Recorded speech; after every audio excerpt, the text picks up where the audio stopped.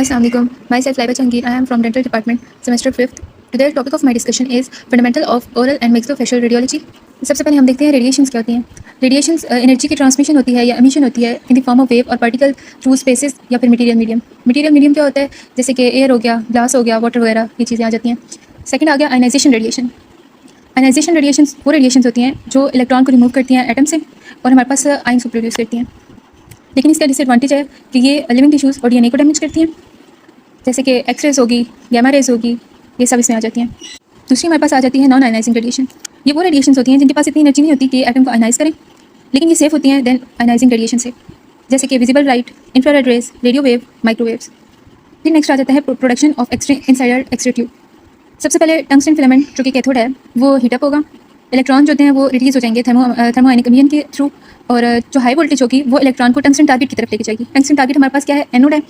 जब इलेक्ट्रॉन जाके वहाँ पे स्ट्राइक करेंगे टारगेट के साथ तो 99% एनर्जी कन्वर्ट हो जाएगी हीट के अंदर और 1% एनर्जी कन्वर्ट हो जाएगी एक्सरेज के अंदर। Two type of X-rays produce होंगी, ब्रेमस्टॉलिंग रेडिएशंस और कैरेक्टरिस्टिक रेडिएशंस। ब्रेमस्टॉलिंग रेडिएशंस तब प्रोड्यूस होती हैं जब इलेक्ट्रॉन न्यूक्लियस के करीब पहुँच के स्लो डाउन हो जाता है। कैरेक्टरिस्टिक रेडिएशंस तब प्रोड्यूस होंगे जब इनर शेल इलेक्ट्रॉन जो होते हैं वो बाहर निकल आएंगे और रिप्लेस हो जाएंगे with outer shell electron. Next हमारे पास आ गया properties of X-rays. X-rays invisible होते हैं, कलरलेस होते हैं, स्ट्रेट लाइन में ट्रैवल करेंगे, स्पीड ऑफ द लाइट में ट्रैवल करेंगे, ना उनका मैस होगा, ना कोई इलेक्ट्रिकल चार्ज उन पे होगा, टिश्यूज़ के अंदर पेनिट्रेट करेंगे, आइंस प्रोड्यूस करेंगे और फिल्म के ऊपर और जो डिजिटल सेंसर है उनके ऊपर इमेज बनेगी और बायोलॉजिकल इफेक्ट कॉज करेंगे। Interaction with the tissues. Mechanism में हमारे पास आ गया ट्रांसमिशन। एक्सेस रुके बगैर, इंट्रैक्शन बगैर जो है वो टिश्यूज से पास हो जाती हैं। एब्जॉर्प्शन, जो डेंस टिश्यूज़ हैं जिस तरह हड्डी होगी वो एक्सरेज को एब्जॉर्ब कर लेगी और रेडियो ओपेक वाइट कलर का एरिया बन जाएगा। स्कैटरिंग, अपनी एक्सरेज अपनी डायरेक्शन को चेंज करेंगी टिश्यूज के साथ हिट करने के बाद, और जो अननेसेसरी एक्सपोजर है वो हमारे पास ज़्यादा हो जाएगा। फोटोइलेक्ट्रिक इफेक्ट, अच्छी क्वालिटी गुड क्वालिटी की रेडियोग्राफ इमेज हमारे पास बन जाएगी। Compton effect, scattered radiations produce होंगी। स्कैटर्ड रेडिएशंस मतलब बिखरी हुई रेडिएशंस हमारे पास बन जाएंगी। Biological effect of radiations. Radiations कैसे डैमेज करती हैं सेल को? Direct effect, indirect effect. Directly DNA को डैमेज करेंगी, इनडायरेक्टली फ्री रेडिकल्स बनाएंगी वाटर मॉलिक्यूल से और जो कि सेल को डैमेज करेंगे। Target classification, somatic effect and genetic effect. Somatic effect उस शख्स के अंदर नजर आएंगे जो रेडिएशंस जिस पे मतलब एक्सपोज हो रेडिएशन से उसके अंदर, जैसे कि स्किन बर्न्स, कैटरैक्ट, मोतिया वगैरह, leukaemia, cancer. Genetic effect reproductive cell को डैमेज करेंगे जिससे जो फ्यूचर जनरेशन होगी हमारी वो उसके अंदर असरात नजर आएंगे। Next, radiation hazards in dentistry. Excessive radiation cell को और टिश्यू को डैमेज करती हैं, रिस्क ऑफ कैंसर ज़्यादा हो जाता है, कैटरैक्ट, मोतिया बन जाता है, प्रेगनेंसी में जो फीटस है उसको हार्म करेंगी। नेक्स्ट की पॉइंट है एक highly sensitive organ. Highly sensitive organ जो रेडिएशन के लिए हैं वो हैं bone marrow and thyroid gland, ये हाईली सेंसिटिव हैं to radiations. Next, ALARA principle and maximum permissible dose. Maximum permissible dose for workers and for public limit. For workers 20 MSV per year and for general public limit 1 MSV per year. ALARA principle, ALARA stands for as low as reasonably achievable. इसका मतलब ये है कम radiations में high quality image provide करनी है, इतनी radiations मरीज को देनी है जितनी डायग्नोसिस के लिए ज़रूरी हो। Radiation protection measures, patient protection and operator protection. सबसे पहले हम देखते हैं पेशेंट प्रोटेक्शन। थायराइड कॉलर और लेड एप्रन यूज़ करना चाहिए जब ज़रूरत हो। रेक्टेंगुलर कोलिमिनेशन यूज़ करना चाहिए ताकि बीम साइज़ को कम किया जा सके। एल्यूमिनियम फिल्ट्रेशन ताकि जो लो एनर्जी एक्सरेज हैं उनको रिमूव किया जा सके। Digital sensor and F speed film use करनी चाहिए और बार बार जो है वो रिपीटेड एक्सपोजर नहीं करना पेशेंट को। ऑपरेटर प्रोटेक्शन, एटलीस्ट जो ऑपरेटर है उसको 6 फीट यानी कि 2 मीटर दूर खड़ा होना चाहिए और 90 या 135 डिग्री के एंगल पर खड़ा होना चाहिए। प्रोटेक्टिव बैरियर्स को यूज़ करना चाहिए। 2 मीटर बैच को यूज़ करना चाहिए ताकि रेडिएशन एक्सपोजर को मेजर कर सकें। कभी भी सेंसर या ट्यूब हेड को होल्ड नहीं करना चाहिए। नेक्स्ट है सेफ्टी रेगुलेशंस। जस्टिफिकेशन, सिर्फ ज़रूरत होने पर एक्सरेज लें। ऑप्टिमाइजेशन, कम से कम रेडिएशन इस्तेमाल करें। मेंटेनेंस, मशीन की बाकायदा सर्विस और देखभाल करें। गाइडलाइंस, तमाम हिफाजती असूलों पर अमल करें। Next, dental X-ray machine. Dental X-ray machine में इसके मेन कंपोनेंट्स हैं control panel, extension arm and tube head. फिर नेक्स्ट ट्यूब हेड के कंपोनेंट्स जिसमें मेटल हाउसिंग जो है वो रेडिएशन की लीकेज को रोकता है। इंसुलेशन ऑयल टेस्ट ट्यूब को ठंडा करता है और इंसुलेशन हमें प्रोवाइड करता है। कैथोड के अंदर टंगस्टन फिलामेंट होती है जो कि इलेक्ट्रॉन को प्रोड्यूस करेंगे। एनोड जो होता है वो उसके अंदर टंगस्टन टारगेट होता है जहाँ पे एक्सरेज आके बनते हैं। एल्यूमिनियम फिल्टर रिमूव करता है लो एनर्जी एक्सरेज को। लेड कोलिमिनेटर एक्सरे बीम का साइज कम करेगा और एक्सपोजर को भी कम करेगा। पोजीशन इंडिकेटिंग डिवाइस, ये एक्सरे बीम को एक मतलब सही डायरेक्शन में सही सिंक में लेके जाएगा। नेक्स्ट टॉपिक है डिजिटल रेडियोग्राफ। डिजिटल रेडियोग्राफ में हम लोग कन्वेंशनल फिल्म की जगह इलेक्ट्रॉनिक सेंसर यूज़ करेंगे जिससे हमारे पास इमेज जो है वो एकदम से कंप्यूटर पर डिस्प्ले हो जाएगी और रेडिएशन एक्सपोजर भी कम होगा। डिजिटल रेडियोग्राफिक सिस्टम की 3 टाइप्स हैं। सबसे पहले CCD, charge couple device. Charge couple device एक डायरेक्ट डिजिटल सेंसर है जो एक्सरेज को कन्वर्ट करेगा इंटू इलेक्ट्रिकल सिग्नल में और एकदम से इमेज हमारे पास इंस्टेंटली प्रोड्यूस हो जाएगी। एडवांटेज है एक इमीडिएट इमेज बन जाएगी, हाई क्वालिटी इमेज बनेगी, रेडिएशन डोज कम होगा और केमिकल प्रोसेस कोई भी नहीं होगा। नेक्स्ट, लिमिटेशंस, थिक और रिजिड होती हैं, इस वजह से कंफर्टेबल नहीं होती, एक्सपेंसिव होती हैं और वाइड सेंसर इसमें होता है। इंडिकेशंस, एंडोडोंटिक प्रोसीजर्स में हम यूज़ कर सकते हैं, पेरिएपिकल रेडियोग्राफ्स में, इम्प्लांट्स प्रोसीजर में और तब ऐसी सिचुएशन जब हमें इमीडिएट इमेज चाहिए हो तब हम यूज़ करते हैं। Next CMOS complementary metal oxide semiconductor. ये भी डायरेक्ट डिजिटल सेंसर है जो कि सिमिलर है टू द CCD, लेकिन इसके अंदर हर पिक्सल के अंदर अपना एम्पलीफायर होगा जो इसको फर्स्ट करेगा और इसके अंदर जो है वो मोर एनर्जी एफिशिएंट होगा। एडवांटेज, इंस्टेंट इमेज बनेगी, लो पावर कंजप्शन होगी, ज़्यादा ड्यूरेबल होगा और लेस एक्सपेंसिव होगा देन CCD। लिमिटेशंस कि इसके अंदर जो रिजिड और वाइड सेंसर होता है उस वजह से ये कम यूज़ होता है और क्योंकि पेशेंट के लिए कंफर्टेबल नहीं होता। इंडिकेशन, रूटीन इंट्राऑरल रेडियोग्राफ्स में हम इसको यूज़ करते हैं एंडोडोंटिक ऑर्थोडोंटिक इम्प्लांट असेसमेंट के अंदर। Next PSP photo stimulable phosphor plate. ये एक इनडायरेक्ट डिजिटल सिस्टम है जिसके अंदर एक रीयूजेबल फॉस्फोर प्लेट होगी और प्लेट जो होती है वो स्टेन होती है ताकि इमेज बन सके। एडवांटेज की आगे कि ये थिन होती है और फ्लेक्सिबल होती है जिसकी वजह से ये कंफर्टेबल होती है टू द पेशेंट और सिमिलर होती है कन्वेंशनल फिल्म के। ऐसे पेशेंट के अंदर जो है हम इसको यूज़ करते हैं जो गैग रिफ्लेक्स होते हैं और इसके अंदर केबल भी अटैच नहीं होती। लिमिटेशंस, इमेज एकदम से नहीं बनेगी, एक एडिशनल स्टेप होगा स्कैनर का और प्लेट जो होती है वो टूट भी सकती है, इस वजह से हम इसको ज़्यादा यूज़ नहीं करते। इंडिकेशन, हम इसको यूज़ करते हैं फुल माउथ सर्वे के लिए, पेडियाट्रिक पेशेंट के अंदर, ऐसे पेशेंट जिनका मुंह थोड़ा छोटा होता है और गैग रिफ्लेक्स वाले पेशेंट के अंदर हम इसको यूज़ करते हैं। Advantage of digital radiograph, lower radiation dose, इनकी डोज 50 से 90% लेस होती है than conventional film. Immediate image display, image can be enlarge and enhance, easily store होते हैं और शेयर हम लोग कर सकते हैं। केमिकल प्रोसेस कोई भी हमें इसमें नहीं होता, एनवायरमेंटल फ्रेंडली होते हैं और पेशेंट को हम अच्छी तरीके से एजुकेट कर सकते हैं। लिमिटेशन ऑफ डेंटल रेडियोग्राफी, हम इसको इस वजह से ज़्यादा यूज़ नहीं करते क्योंकि इसकी कॉस्ट बहुत ज़्यादा होती है, सेंसर बहुत रिजिड होता है जो कि पेशेंट के लिए कंफर्टेबल नहीं होता और इतना एक्सपेंसिव होता है कि हम उसको बार बार जो है वो रिप्लेस नहीं कर सकते। PSP के अंदर एक एडिशनल स्कैनिंग स्टेप है, इस वजह से भी हम यूज़ नहीं करते और इसके लिए proper training and computer software की ज़रूरत होती है। क्लिनिकल इंडिकेशन, CCD हम लोग यूज़ करते हैं एंडोडोंटिक्स के लिए, इम्प्लांट सर्जरी के लिए और ऐसे प्रोसीजर जिसमें इंस्टेंट इमेज चाहिए हो। CMOs रूटीन डेंटल प्रैक्टिस के लिए, ऑर्थोडोंटिक जनरल इंट्राऑरल रेडियोग्राफ्स के लिए। PSP चिल्ड्रंस के लिए बहुत अच्छा होता है, ऐसे पेशेंट जिनके अंदर गैग रिफ्लेक्स हो उसके लिए, स्मॉल माउथ वाले पेशेंट के अंदर और फुल माउथ रेडियोग्राफिक सर्वे के लिए यूज़ करते हैं। नेक्स्ट टॉपिक है radiographic anatomy and interpretation. Maxillary landmarks, maxillary landmarks में हमारे पास इंटीरियर और पैलेट आ जाता है। इंटीरियर एंड पैलेट में incisive foramen, incisive foramen maxillary centre incisor के दरमियान में प्रेजेंट होता है और रेडियोल्यूसेंट ओवल या फिर राउंड शेप में प्रेजेंट होता है। Medium palatine suture, medium palatine suture एक थिन रेडियोल्यूसेंट सी लाइन होती है जो सेंटर इंसाइजर के दरमियान में प्रेजेंट होती है और पैलेट बोन की फ्री लाइन को रिप्रेजेंट करता है। Nasal septum, nasal septum radio opaque vertical portion होता है नेसल कैविटी का। Interior nasal spine V shape radio opaque structure होता है जो कि सेंटर इंसाइजर के ऊपर प्रेजेंट होता है। नेसल फोसा को हम नेसल कैविटी भी कहते हैं। ये लार्ज रेडियोल्यूसेंट एरिया होता है जो कि मैक्सिलरी इंसाइजर्स के ऊपर प्रेजेंट होता है। Posterior end sinuses, maxillary sinus air filled cavity होती है जो कि रेडियोल्यूसेंट नजर आती है और उसके इर्द गिर्द thin radio opaque vertical border present होते हैं। जाइगोमेटिक प्रोसेस ऑफ मैक्सिला, ये यू शेप और जे शेप रेडियो ओपेक स्ट्रक्चर्स होते हैं जो मोलर्स के अबव प्रेजेंट होते हैं। जाइगोमा एक डेंस रेडियो ओपेक एरिया होता है जो कि मैक्सिलरी साइनस के पोस्टीरियर प्रेजेंट होता है। मैक्सिलरी ट्यूबरसिटी, ये राउंड रेडियो ओपेक प्रोमिनेंट सी होती है जो कि डिस्टल होती है to the last molar. Hamular process hook like projections होते हैं जो मैक्सिलरी ट्यूबरसिटी के पीछे प्रेजेंट होते हैं। Mandibular landmarks, bony and canal boundaries, mental foramen एक राउंड रेडियोल्यूसेंट सा एरिया होता है जो कि एपेक्स ऑफ द प्रीमोलर के करीब प्रेजेंट होता है और समटाइम हम उसको पेरिएपिकल पैथोलॉजी के तौर पे मिसडायग्नोस कर लेते हैं। मैंडिबुलर कैनाल रेडियोल्यूसेंट बैंड्स होते हैं जो मैंडिबुलर फोरामेन से मेंटल फोरामेन तक एक्सटेंड करते हैं। मेंटल रिचेस, ये एक रेडियो ओपेक रिच होती है जो कि इंटीरियर मैंडिबल के अंदर प्रेजेंट होता है। Genial टुबरकल ring shape radio opacity होती है जो मैंडिबुलर इंसाइजर से नीचे प्रेजेंट होती है। लिंगुअल फोरामेन, ये स्मॉल रेडियोल्यूसेंट से डॉट होता है जो कि जेनियल टुबरकल के अंदर प्रेजेंट होता है। ऑब्लिक रिजेस दो तरह की होती है, एक्सटर्नल ऑब्लिक रिज और एक होती है internal oblique ridge. External oblique ridge molar region पे बगल एस्पेक्ट पे रेडियो ओपेक लाइन नजर आएगी और इंटरनल ऑब्लिक रिज जिसको हम माइलॉइड रिजेस भी कहते हैं वो रेडियो ओपेक लाइन नजर आएगी जो नीचे और आगे की तरफ बढ़ रही होगी। सबमैंडिबुलर फोसा रेडियोल्यूसेंट डिप्रेशन नजर आएगी माइलॉइड रिजेस से नीचे और कोरोनाइड प्रोसेस में ट्रायंगुलर रेडियो ओपेसिटी नजर आएगी जब हम मैक्सिलरी मोलर का एक्सरे लेंगे। Teeth and periodontal structures, teeth on radiograph. Animal हमारे पास रेडियो ओपेक नजर आएगा। डेंटिन जो होती है वो लेस रेडियो ओपेक होता है एनिमल से। पल्प चैम्बर्स रेडियोल्यूसेंट नजर आएंगे। रूट कैनाल भी थिन रेडियोल्यूसेंट लाइन नजर आएगी रूट के अंदर। सेमेंटम जो होती है वो सिमिलर होती है उसकी density as dentin. Periodontal structure, lamina dura thin radio opaque line नजर आएगी रूट के इर्द गिर्द। Periodontal ligament PDL thin radiolucent line नजर आएगी ये भी रूट के इर्द गिर्द। एल्वुलर क्रस्ट ग्रोनल पोर्शन है एल्वुलर बोन का। ट्रेबिकुलर बोन नेटवर्क का है रेडियो ओपेक बोन का with radiolucent marrow space. Dental caries and periodontal disease, dental caries classification. Enamel caries small radiolucent area होगा एनिमल के अंदर।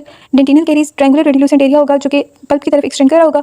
इंटरप्रॉक्सिमल कैरीज डेक पॉइंट के below हमें नजर आएगा। रूट कैरीज सॉसर शेप की तरह का रेडियोल्यूसेंट एरिया होगा रूट सरफेस पे। रिकरेंट कैरीज रेडियोल्यूसेंट होगा रिस्टोरेशन से नीचे। Periodontal pathology progression, early disease में हमारे पास आता है कि एल्वुलर क्रस्ट खत्म हो जाएगा। हॉरिजॉन्टल बोन लॉस में हमारे पास यूनिफॉर्म रिडक्शन होगी बोन की हाइट के अंदर। वर्टिकल बोन लॉस में एंगुलर डिफेक्ट होगा। फर्केशन इन्वॉल्वमेंट में रेडियोल्यूसेंट एरिया नजर आएगा फर्केशन एरिया में। एडवांस डिजीज में स्वेयर बोन डिस्ट्रक्शन होगा और टूथ मोबिलिटी। नेक्स्ट है cyst tumour and periapical lesions. Periapical pathology, periapical granuloma हमें छोटा सा रेडियोल्यूसेंट एरिया नजर आएगा रूट एपिक्स के पास और लेमिना ड्यूरा भी लॉस हो जाएगा। पेरिएपिकल एब्सेस, ये इल डिफाइंड रेडियोल्यूसेंट एरिया होगा और रेडियोग्राफिक चेंजेस इसमें हमें नजर नहीं आएंगे। रेडिकुलर सिस्ट, ये वेल डिफाइंड राउंड रेडियोल्यूसेंट एरिया होगा, एपिक्स के करीब और कॉर्टिकल बॉर्डर्स भी प्रेजेंट होंगे कभी कभार। कंडेंसिंग ऑस्टियाइटिस में लोकलाइज्ड रेडियोपेक एरिया होगा एपिक्स के करीब। नेक्स्ट है cyst and oncological classification. General cyst होता है वेल डिफाइंड रेडियोल्यूसेंट लेजेंस होते हैं कॉर्टिकल मॉड्यूल्स के साथ, और ये टूथ को डिस्प्लेस कर देंगे और उसकी जगह रेडिकुलर डेंटिजियस सिस्ट वगैरह बन जाएंगे। नेक्स्ट है बिनाइन ट्यूमर्स, ये वेल डिफाइंड बॉर्डर्स होते हैं, स्लो ग्रोथ होती है इनकी, कॉर्टिकल मार्जिन होती हैं जैसे कि एमिलोब्लास्टोमा, सो बबल अपीयरेंस वगैरह होती है। माइग्रेशनल ट्यूमर्स, ये पोरली डिफाइंड बॉर्डर्स होते हैं इनके, और एकदम से बोन डिस्ट्रक्शन हो जाएगी और कॉर्टिकल परफोरेशन हो जाएगी जैसे कि ऑस्टियोसार्कोमा, स्क्विमस सेल कार्सिनोमा वगैरह। नेक्स्ट है impacted teeth and resorptions. Impacted teeth and resorption में इम्पैक्टेड टीथ क्राइटेरिया आ गया, कॉमनली इन्वॉल्व थर्ड मोलर और मैक्सिलरी कैनाइन्स। फीचर्स इसके क्या है कि इरप्शन नहीं होगी और एब्नॉर्मल पोजिशनिंग होगी। एसोसिएशंस, इसको हम लोग एज अ डेंटिशियस सिस्ट भी ले सकते हैं। Next resorption processes, external root resorptions, irregular shortening होगी रूट्स की। इंटरनल रूट डिसॉप्शन, इन्लार्जमेंट हो जाएगी रूट कैनाल स्पेसेस की। रेसिडुअल रिजिड डिसॉप्शंस, बोन लास्ट होगी आफ्टर एक्सट्रैक्शन। नेक्स्ट है रेडियोपेक वर्सेस रेडियोल्यूसेंट। क्लासिफिकेशन में रेडियोल्यूसेंट लेजेंस, रेडियोपेक लेजेंस और मिक्स लेजेंस। रेडियोल्यूसेंट लेजेंस हमें डार्क एरिया नजर आएगा एक्सरेस पे, रेडियोपेक हमें व्हाइट एरिया नजर आएगा एक्सरे पे, और मिक्स जो होती हैं वो बोथ रेडियोल्यूसेंट और डेंस स्ट्रक्चर्स उसमें नजर आएंगे। Next materials and pathological examples. तो रेडियोल्यूसेंट्स में हमारे पास आ गया dental caries, periapical cyst, periapical granuloma, abscess, dentigerous cyst, odontogenic keratocyst and ameloblastoma. Radiopaque में आ गया condensing osteitis, osteoma, hypercementosis, idiopathic osteosclerosis, sialolithiasis and impacted teeth. Next mix आ गया, मिक्स में fibrous dysplasia, cemento osseous dysplasia, ossifying fibroma and osteosarcoma. Next आ गया artifact and processing errors. Radiographic artifact, patient moving की वजह से पिक्चर इमेज हमारे पास blur हो जाएगी, ज्वेलरी की वजह से रेडियोपेक शेडो नजर आएगा, इयरिंग्स, चेन्स और नोज रिंग की वजह से गोस्ट इमेज नजर आएगी। ऑपोजिट साइड इन पैनोरामिक व्यू में लार्ज और हायर मतलब बड़ी इमेज नजर आएगी देन एक्चुअल ऑब्जेक्ट से। प्रोसेसिंग फेलियर्स, अंडर डेवलप अगर होगी तो लाइट इमेज नजर आएगी, ओवर डेवलप होगी तो डार्क इमेज नजर आएगी। फिक्सर की वजह से व्हाइट स्पॉट नजर आएंगे और डेवलपर की वजह से डार्क स्पॉट नजर आएंगे अगर फिक्सर स्प्लैश हो गया या डेवलपर स्प्लैश हो गया। Positioning and diagnostic errors, angulation and alignment errors, spoon cut, beam सही से अलाइन नहीं होगी, इस वजह से अनएक्सपोज्ड वाइट एरिया बन जाएगा। इलोंगेशन, टूथ जो है नॉर्मल अपीयरेंस से थोड़ा बड़ा नजर आएगा इनसफिशिएंट वर्टिकल एंगल की वजह से। फोर शॉर्टिंग, टूथ जो है वो नॉर्मल टूथ से थोड़ा छोटा नजर आएगा क्योंकि एक्सेसिव वर्टिकल एंगुलेशन हो जाएगी। Overlapping contacts, incorrect horizontal angle होगा जिसकी वजह से ओवरलैपिंग होगी। Clinical interpretation failures, fall positive, जब हम नॉर्मल एनाटॉमी को एज अ डिजीज लेते हैं हम लोग समझते हैं कि कोई डिजीज है, जिस तरह mental foramen as a पेरिएपिकल lesions, हम मेंटल फोरामेन को समझते हैं कि पेरिएपिकल लेजेंस है, तो उसको हम कहते हैं फॉल पॉजिटिव। फॉल्स नेगेटिव कहते हैं कि हम लोग एक्जिस्टिंग डिजीज, हमारे पास बीमारी होती है लेकिन हम ये समझते हैं कि कोई भी बीमारी नहीं है। Common causes, poor image quality, image quality जब अच्छी नहीं होगी, इनएडुकेट एक्सपोजर होगा, anatomical superimposition and observer error. Types of radiograph, two types of radiograph है, intraoral radiograph and extraoral radiograph. Intraoral radiograph में फिल्म या सेंसर इनसाइड द माउथ हम place करेंगे, एंड एक्सट्राओरल रेडियोग्राफ में फिल्म या digital sensor outside the mouth place करेंगे। इंट्राओरल radiograph में 3 टाइप्स हैं। First one पेरिएपिकल radiograph. पेरिएपिकल रेडियोग्राफ हमें इंटायर टूथ शो करवाएगा, जैसे कि क्राउन से लेके रूट एपिक्स तक। रूट एपिक्स के साथ साथ सराउंडिंग बोन्स भी नजर आएंगी। हम देखते हैं शोज हमें मतलब क्या शो करवाएगा, crown, root apex, PDL spaces, lamina dura, alveolar bone. हम लोग क्यों यूज़ करते हैं, पेरिएपिकल एब्सेस को देखने के लिए, सिस्ट को देखने के लिए, ग्रेनुलोमा को देखने के लिए, root fracture, endodontic, periodontal disease, impacted teeth को देखने के लिए। नेक्स्ट एडवांटेजेस, इसकी डिटेल्स बहुत अच्छी होती हैं और पेरिएपिकल लेजेंस के लिए हम ज़्यादा इसको यूज़ करते हैं। लिमिटेशंस, सिर्फ एक ये थोड़े से दांत इसमें नजर आते हैं। बाइटिंग रेडियोग्राफ्स पोस्टीरियर टीथ के लिए यूज़ होता है और ये अपर एंड और क्राउन ऑफ पोस्टीरियर टीथ हमें शो करता है। नेक्स्ट इसमें हमें क्राउन भी नजर आएगा, इंटरप्रॉक्सिमल एरियाज, एल्वुलर क्रस्ट भी नजर आएगा। ये इंटरप्रॉक्सिमल कैरीज के लिए ज़्यादा यूज़ होता है, रिकरेंट कैरीज के लिए, पेरिडोंटल बोन लॉस के लिए, डिस्टरेशंस वगैरह को देखने के लिए। एडवांटेजेस, प्रॉक्सिमल कैरीज के लिए हम इसको ज़्यादा यूज़ करते हैं और बोन लेवल को देखने के लिए, लेकिन इसकी लिमिटेशंस ये हैं कि हमें रूट्स नहीं शो करता, रूट एपिक्स वगैरह इसमें हमें नजर नहीं आते। ऑक्लूजल रेडियोग्राफ में हम जो एक बड़ी फिल्म होती है जो हम बाइटिंग सरफेस, ऑक्लूजल सरफेस जो है उस पर प्लेस करते हैं, उससे हमें मैक्सिला और मैंडिबल का पूरा एरिया नजर आएगा, पैलेट नजर आएगा, फ्लोर ऑफ द माउथ नजर आएगा। और ये हम लोग इम्पैक्टेड टीथ को देखने के लिए, सुपरनुमेरी टीथ को देखने के लिए, स्लाइवरी स्टोन्स, जॉ फ्रैक्चर को और सिस्ट और ट्यूमर को देखने के लिए हम यूज़ करते हैं। एडवांटेज ये है कि इसमें एक दो दांत नहीं बल्कि पूरा लार्ज एरिया नजर आएगा। ये हम तब यूज़ करते हैं जब पेरिएपिकल रेडियोग्राफ जो है वो मतलब काफ़ी नहीं होगा। Extraoral radiographs large area of jaw और स्कल को देखने के लिए यूज़ होती हैं। पोस्टीरियर इंटीरियर स्कल व्यू में बैक से रेडिएशंस पास होंगी, back side of the skull से पास होकर फ्रंट तक आएंगी। ये फेशियल एसिमेट्री को देखने के लिए, फेशियल फ्रैक्चर को देखने के लिए, साइनस डिजीज, ग्रोथ असेसमेंट को देखने के लिए यूज़ होती हैं। इसका एडवांटेज ये है कि हम राइट लेफ्ट साइड की कंपैरिजन अच्छे से कर सकते हैं। Lateral cephalogram, lateral skull view means side view, हमें स्कल की साइड व्यू इसमें नजर आएगी। ये किसी यूज़ होते हैं ऑर्थोडोंटिक डायग्नोसिस के लिए, ग्रोथ असेसमेंट के लिए, skull relationship analysis and treatment planning. Advantage ये है पूरी फेशियल प्रोफाइल हमें शो होगी। नेक्स्ट ओपीजी, ऑर्थोपेंटोमोग्राम को हम लोग पैनोरामिक रेडियोग्राफ भी कहते हैं और एक सिंगल पैनोरामिक इमेज जो है हमें अपर लोअर जॉ और सारे दांत दिखाएगी। ये हमें क्या क्या शो करता है, maxilla, mandible, teeth, TMJs, maxillary sinus, inferior alveolar canal. और ये हम लोग इम्पैक्टेड विजडम टीथ को देखने के लिए यूज़ करते हैं, फ्रैक्चर को, सिस्ट को, ट्यूमर को, ऑर्थोडोंटिक असेसमेंट्स को। एडवांटेजेस आ गई, एडवांटेज में यह है कि पूरा मुंह हमें नजर आएगा, अपर लोअर टीथ, जॉज सब कुछ इसमें नजर आएगा और ये पेशेंट के लिए बहुत कंफर्टेबल होता है। लिमिटेशंस में यह है कि इंट्राओरल रेडियोग्राफ से इसकी डिटेल्स जो होती हैं वो कम होती हैं। Dental radiographic techniques, principle of intraoral radiograph. Intraoral radiograph एक ऐसी टेक्निक है जिसमें film, digital sensor, PSP plates को हम पेशेंट के मुंह के अंदर प्लेस करते हैं ताकि सराउंडिंग स्ट्रक्चर्स और टूथ की इमेज ली जा सके। की प्रिंसिपल्स। रिसेप्टर को हमने इतने क्लोज प्लेस करना है टीथ के जितना कि पॉसिबल हो। पैरेललिंग टेक्निक अगर हम यूज़ करें तो रिसेप्टर को पैरेलल होना चाहिए long axis of the tooth के। एक्सरे बीम को दांत के साथ स्ट्राइक करना चाहिए और रिसेप्टर को 90 डिग्री के एंगल पर रखना चाहिए। पेशेंट और रिसेप्टर को हिलानी चाहिए ताकि इमेज ब्लर ना हो। हलारा प्रिंसिपल को यूज़ करना चाहिए एज रीजनेबल अचीवेबल प्रिंसिपल को, ताकि रेडिएशन एक्सपोजर कम हो सके और कम रेडिएशन एक्सपोजर में अच्छी क्वालिटी की इमेज हमारे पास बन सके। Next paralleling technique. Paralleling technique में हमने रिसेप्टर को पैरेलल रखना है long axis of the tooth के और एक्सरे बीम को हमने परपेंडिकुलर रखना है 90 डिग्री पे टू द टूथ। एडवांटेजेस ये होते हैं कि एक्यूरेट टेक्निक है, इमेज डिस्टॉर्शन कम होती है, हाई क्वालिटी इमेज हमारे पास बनती है और पेरियापिकल रेडियोग्राफ के लिए हम इसको यूज़ करते हैं। डिसएडवांटेज ये है कि अनकंफर्टेबल होती है पेशेंट के लिए और इसके हमने स्पेशल फिल्म होल्डर रिक्वायर्ड होता है XCP. Bisecting angle technique. Bisecting angle technique में हमने रिसेप्टर्स को पैरेलल नहीं रखना, एक्सरे बीम को हमने परपेंडिकुलर रखना टू द इमेजिनरी बाइसेक्टर जो कि हम लोगों ने इमेजिन किया होगा टूथ और रिसेप्टर के दरमियान में। एडवांटेज और डिसएडवांटेज। एडवांटेजेस ये हैं कि ईजी होता है, कंफर्टेबल होता है, शैलो पैलेट के लिए यूज़ करते हैं चिल्ड्रन के लिए। डिसएडवांटेज ये है कि इतना एक्यूरेट नहीं होता, इमेज डिस्टॉर्शन हो जाती है। Critical exam point. Excessive vertical angle अगर हम रखेंगे तो फोरशॉर्टिंग हो जाएगी, मतलब टीथ छोटे नजर आएंगे, और इनसफिशिएंट वर्टिकल एंगल रखेंगे तो एलोंगेशन हो जाएगी, दांत बड़े नजर आएंगे नॉर्मल से। Technique equipments. कौन कौन से इक्विपमेंट्स को यूज़ करना चाहिए इन टेक्निक में? Film holder. फिल्म होल्डर एक ऐसी डिवाइस है जो फिल्म को या रिसेप्टर को अपनी एक करेक्ट पोजीशन में होल्ड करती है। इसका काम ये होता है कि रिसेप्टर को स्टेबल रखना, इमेज क्वालिटी को इंप्रूव करना और पोजीशनिंग एरर्स को खत्म करना। Positioning device example XCP holder, extension cone, paralleling holder. इसके क्या क्या कंपोनेंट्स हैं? बाइट ब्लॉक, इंडिकेटर आर्म और एमिंग रिंग। पर्पस इसका क्या होता है कि करेक्ट अलाइनमेंट करती है एक्सरे बीम की और एरर्स को खत्म करती है। नेक्स्ट है technique errors and correction. Errors क्या क्या हो सकते हैं? Cone cut, elongation, foreshortening, overlapping contacts, blur image, apex grounds cut off. Causes देखते हैं किस वजह से हो सकते हैं। कोन कट तब होता है जब रिसेप्टर पे बीम जाके नहीं पड़ेगी। एलोंगेशन तब होती है जब बहुत ज़्यादा कम वर्टिकल एंगल होगा। फोरशॉर्टिंग तब होती है जब वर्टिकल एंगल बहुत ज़्यादा होगा। ओवरलैपिंग जब होती है जब हॉरिजॉन्टल एंगल ठीक नहीं होगा। ब्लर इमेज तब होगी जब पेशेंट या फिर ट्यूब जो है वो मूव कर जाएगी। एपिक्स और ग्राउंड तब कट ऑफ होंगे जब इनकरेक्ट रिसेप्टर प्लेसमेंट होगी। इनको हम कैसे करेक्ट कर सकते हैं?